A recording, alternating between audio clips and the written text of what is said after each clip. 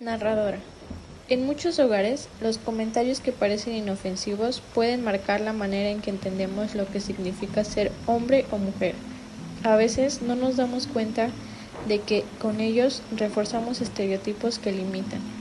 Bastante feliz con el Abuela, resultado. qué Este es mi listo. segundo año Ese participando muchacho en esta responde Olimpiada Internacional. rapidísimo. Así son los Se llevó a hombres, cabo en tienen más cabeza Australia. para esas Es la cosas. Olimpiada más Itzel, abuela, pero en la competencia también hay chicas. Mira, la de su equipo lleva más puntos que él. Karime. Sí, el talento no depende de si eres hombre o mujer. Todos podemos aprender y destacar.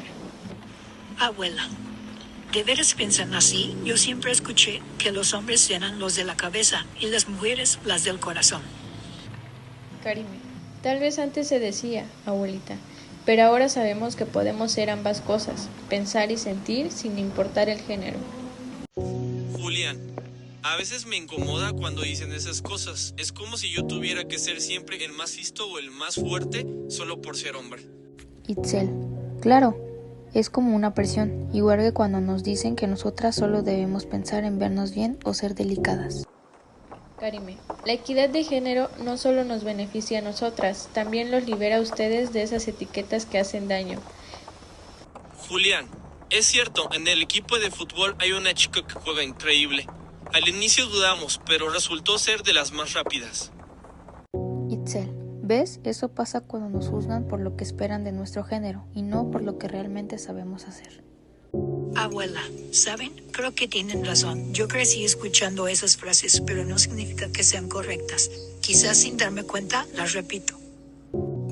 Karime, no pasa nada, abuelita. Lo importante es darnos cuenta y cambiar poco a poco. Itzel, yo quiero estudiar medicina, aunque algunos digan que es demasiado difícil. Julián, y yo quiero dedicarme a la música, aunque digan que no es un trabajo de verdad para un hombre. Abuela, lo importante es que persigan lo que los hace felices.